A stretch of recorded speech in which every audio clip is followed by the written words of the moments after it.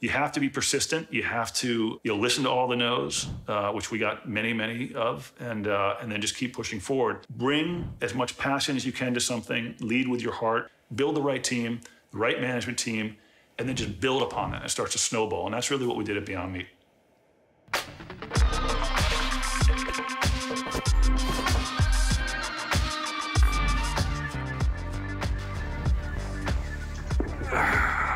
Well, look, I'm honored to have you here, and I must start off by saying that I'm a proud investor, and I have to let you know, Ethan, that you have a lot to do with why I went plant-based to begin. One of the first examples I always go to when talking about the impact this can have on someone's life, and just you as a role model for kids. It's been amazing, even aside from Beyond Meat, the carbon footprint and everything. Now getting on to some of the questions, Ethan. So you started off in clean tech. I did, yeah. How and why? Yeah, so when I was younger, and I had a love for basketball, but not the same talent that you do, so we had to go do something else. And I was sitting in my dad's office, and I was talking about kind of what I should be doing as I thought about my career. He asked me a question. He asked me, what is the biggest problem in the world as you see it? And I thought about that for a long time. And to me, it really came back as being climate. And so the correlate to that question was, then what do you do about it? And at the time, the thinking was really around alternative energy. So looking at ways to migrate from fossil fuels to renewable and cleaner sources of energy. And there was kind of a basket of different technologies, whether it was lithium-ion batteries, solar cells, wind, fuel cells. And I began working on a number of those as a kind of analyst, and then joined a company that was focused on hydrogen powered, specifically proton exchange membrane fuel cells. And I loved it. I loved working in that space. But I kept feeling that I was missing something, and that led me to the work that I'm doing now. How does clean tech get you to food? Like, how did that happen? I mean, first of all, what we're talking about in clean energy is fuel to move things around, to warm buildings, to provide the electricity that we so enjoy, and things of that nature. What we're talking about in food is fuel for our bodies. And so there are some common elements there. But more importantly, it was through problem solving. I began to really think more about climate in maybe a more sophisticated way than I had when I was just a student, and started to think about the impact that livestock has on climate. And to me, just the sheer amount of land, energy, water, and emissions that are involved in bringing a piece of protein to the plate from an animal were so significant that I felt I had to go do something about it. It's one thing to know all of those working parts and all the different intricacies. Like me, once I started eating healthy, right? I started trying to figure out what foods to eat. But you got Beyond Meat, right? Like, what inspired you, right? If you think about what meat is, and this is really where I think things get exciting, meat is a composition that is very familiar to us, and it's essentially 5 things if you think about it at a really high level. It's amino acids, it's lipids, it's trace minerals, it's vitamins, and it's water. Said more simply, it's basically protein, fat, and water.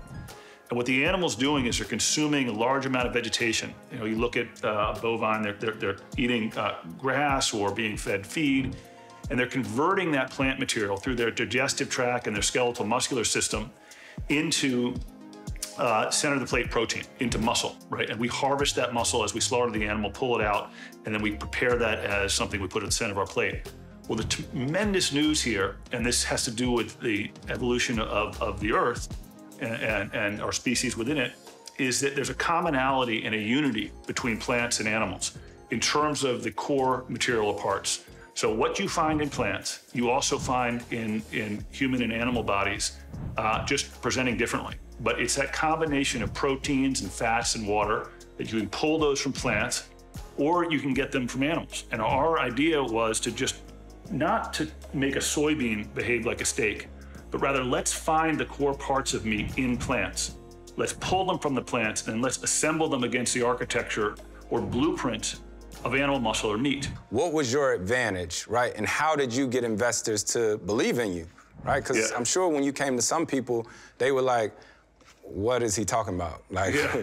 we not trying to do this. We like to eat our meat. We like this stuff. What is he talking about? How did you get investors to believe in what you were building? I mean, it's very similar, and this is why I love sports so much, to what I've seen you go through. And obviously I know so much about your career as a fan and the persistence that you had to show. And transitioning from football to basketball. So I think that the biggest thing, when I was in business school, people would talk about, you need a competitive moat.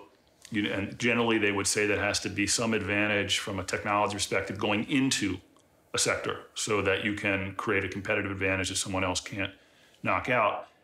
And unfortunately, that's not really true. What you do need is to work harder than anybody, to be smart and surround yourself with very smart people. But it's not like I went into this space with an infallible technology. I went in with a very good technology and one that was very good at creating muscle structure.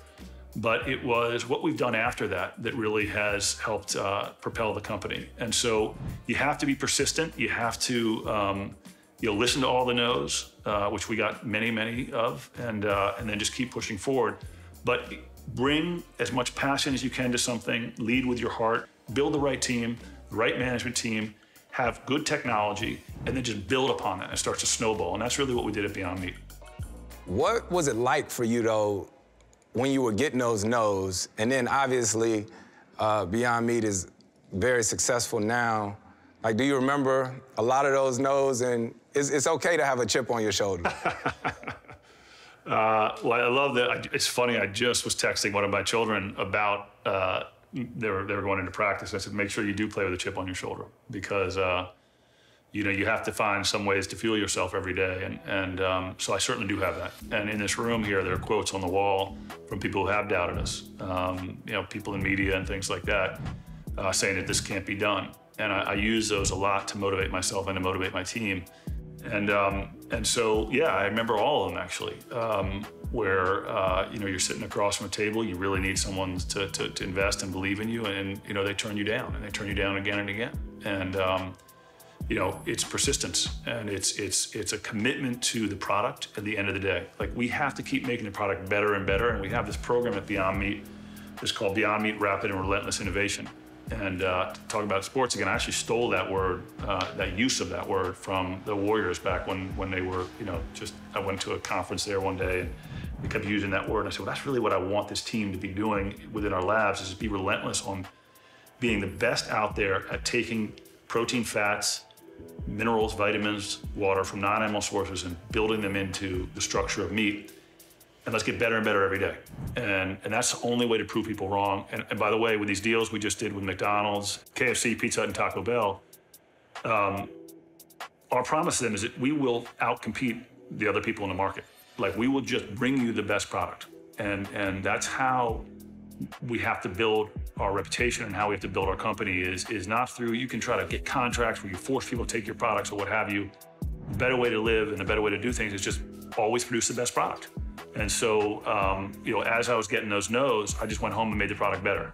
Just went, worked with my team to make the product better and better and better. And once you do that, at that point, you start to see customers come to you, you start to see investors come to you. Being in athletics my entire life, playing football, playing basketball, and especially when I made it to the NBA, everyone used to always ask the question, when did you know that you were gonna make it, right? Like, you have some prodigies that know they're gonna make it when they're in middle school now. And I always say, for me, I didn't know till probably my sophomore year in college. That's when I really was like, I'm ready. I'm ready. I can go to the NBA. I know I'll be ready. When did you know that you were onto something? So I have this thing where I never thought the business would fail. I didn't know how it would come out, though. I just didn't. We talked about how do you get through the no's and stuff, and one of the ways is to cut your safety net completely, right? And I didn't necessarily do that consciously, but I did it anyway. And what I mean by that is, I had a very good job and had some savings and home and all this stuff, but you say, I'm never gonna touch those savings, but you do, and you burn through them. And then, I'm not gonna sell that house, but you do, and so then it's not so much bravery that keeps you going, it's just, you got to. I'm sharing that because, even today, you have to have a healthy amount of, I don't know if it's fear or a belief that you need to keep pushing hard to be successful, that you can't rest, right? And so one of the things I love about particularly college coaches and even NBA coaches is how many times you see an NBA coach smiling and dancing up and down when they win. They look relieved. Like if you look at Coach K when he wins, he just looks relieved, right. And that's sort of the sense of when you have a business like this or a career like yours, oftentimes it's just a relief to have won. And I feel that way as we're growing our business. And so I would say the moment that I felt like, my God, this is actually turning and this is something that could have a global impact was when we started getting these large quick serve restaurants. And so, one of the first was A&W, and then here in Southern California, Carl's and Del Taco, but then in Canada, McDonald's. And I went there myself. I was in Toronto and they did the test in a rural area. And I got in a car late at night. I drove out there and sat down in the restaurant and I had it. And I got that feeling of really can't believe this is happening. And that was a blessing for me and a wonderful feeling. You created a product that didn't exist before, right? So you're an inventor. What was, you laughing about it, but that's the truth. Sometimes people will come out with something that already exists and just try to make a better version of it. You really invented something. So what was your biggest obstacle? Yeah, there were a lot. The first obstacle was myself, was just convincing myself that, answering a calling, basically, that if I didn't do this, would I be happy in life, And it takes a lot to get yourself out of, a routine where you're paying for your mortgage, you're saving money and all that stuff, to do something that is outside of your field. And so for me, it just, as that discomfort started to build, as I, said, I really have to go do this and satisfy this issue. So that was the first obstacle, was getting over my own sense of trepidation about it. And then second, was just this constant need to overcome there's a cultural barrier to this that still exists today.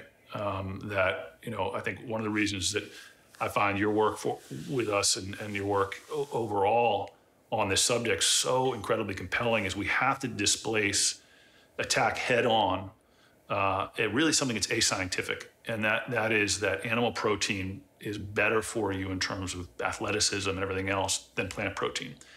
What's true is that a complete set of amino acids is really good for you, right, as an athlete, and healthy, clean fats are really good for you. We can take all of those from plants and build them into the structure of meat so that you can satisfy and grow your body and perform at your highest level.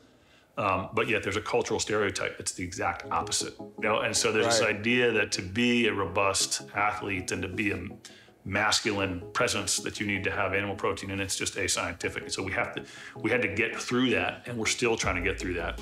And because the irony is that if you do want to perform at the highest level, cleaning your body of some of the things that are in animal protein is the way to go. And so we're just learning so much about the role that food can play, whether it's in the inflammation you feel in your knees or potential precursor or contributor rather to Alzheimer's disease, to heart disease. Inflammation is at the root of so many of the things that are causing these diseases that are so horrific. And we can influence those through the food we eat, through how it conditions our microbiome and the bacteria in our gut. And we can play a role with that at Beyond Meat. Trust me, Ethan, everything you're saying right now I told you, it's been life-changing for me. And I think what you're saying is so important because it's the education component of it. And I think that's what so many people lack in general, but especially the African-American community. My aunts and uncles, my dad, I think for me, this change in lifestyle as far as diet and eating, it really hit me hard. And it started off performance-based, but then it became life-based, right? And if no one else ever listens to me when I get on one of my rants or talking about how to eat healthy and what it does for your gut, my dad turned 60 this past year, and I was driving on the highway and my dad called me, and he called me on FaceTime and he was in tears. and he was just telling me that he went to the doctor, and the doctor had told him that his health was so much better. So I thank you for educating me to begin with, so that I can try to educate those around me. So off of that moment right there, so one of the things too that obviously people know is that Beyond Meat is still more expensive than regular meat, right? And I know that you said that that will flip. Like when and what will it take to make that happen? So we set a goal 2 years ago to within 5 years be able to underprice animal protein in at least one category. And that's so important because right now we're asking the question of the consumer, let's say in a quick serve restaurant, do they want to transition or substitute a plant-based meat into their diet, but also do they want to pay more for it? And we got to get away from that second question. That second question is not helpful. And what's terrific about what we're doing, if you believe in this model of efficiency, we talk about the animal being the biggest bottleneck in agriculture. So we have increased the efficiency of our fields over the last 100 years an incredible amount, right? So, corn, soy, and wheat, we're growing hugely more quantities per acre than ever before in human history. But what are we doing with that? We're running it through the same system to convert it into meat, which is the animal. And the animal is largely standing still in the sense that the animal's not evolving at a pace that we can see anyway, into a more efficient bioreactor. So if we remove the animal and we put in this technology, which takes 2 to 3 minutes to create that muscle-like structure, we should become less expensive. We have tremendous efficiency advantages over animal protein. And we had University of Michigan do this great study where we use 99% less water, 93% less land. So why are we more expensive? It doesn't make sense. The inputs are plants. They're things like peas and fava bean and things that are readily available in agriculture. The answer has entirely to do with the scale of our business. So if you think about Tyson or JBS, you look at how much food they are producing. I heard at one point that Tyson was touching 2 out of every 5 plates in the United States. So they have a scale advantage over us, and we have to continue to scale our business. We have to continue to mature our supply chain, enter more competition into our supply chain so we can get lower cost inputs. But we're doing all of that now, and we're on that cost curve. And so if you think about the computer industry or the semiconductor industry or any of these technologies that come along, we are going to make this cheaper and cheaper and cheaper to the point where we'll underprice animal protein. Why is that so important? It's for obvious reasons. But look, we'll get closer and closer to the animal protein that we're trying to provide an alternative to in terms of the sensory experience, the taste, the aroma, the appearance, all of that stuff. We'll keep getting better every year. Second, we'll get the nutrition to the point where everyone understands that point, right? Right now, there's a lot of noise about process and all this stuff. We're going to do a lot of education about why this product is healthier for you, right? So taste, health, and then you drop the price below animal protein. It becomes a rare consumer that says, this tastes just like animal protein. It's better for me and it's cheaper. I'm still not going to eat it. So we've got to get those 3 things done, and we got to get them done in the next few years. Right, because my next question was going to be, for me, it was somewhat easy to convert me, right? Because the inflammation, me being an athlete, right? But how do you convert the diehard meat eaters? Independent of ideological boundaries or socioeconomic, all of the divisions that we have in our society, you're still seeing people take this step and become largely flexitarian. And it's driven primarily by health. It doesn't matter whether you're in a field in Idaho or in one of the densest urban neighborhoods in the United States, on the coast or in Chicago or what have you. If your doctor tells you that you're going to die if you don't change something, right, you're going to listen. And not everybody listens, but enough people are listening where they're breaking through and they're setting aside stereotypes and things that are not serving them. And so for us, health is the number 1 message. And that differentiates us, by the way, from some of the companies that are out there.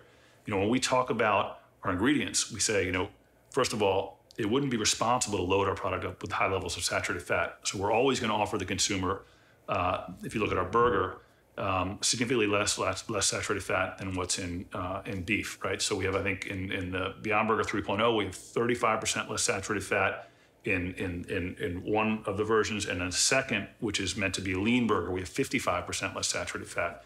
We have no GMOs, so there's no novel ingredients there. It's just we're using the plant kingdom in ways that present it to the human sensory experience as animal protein.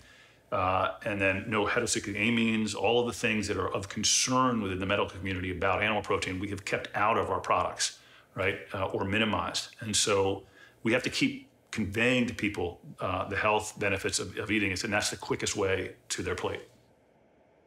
Last but not least, everyone defines this differently. What is success to you? What does success look like to you when it comes to you and your company? It really, we're trying to do something, and when I say we, you, we're all in this, doing this together to help, save lives and help people live a healthier life, and to help repair our planet.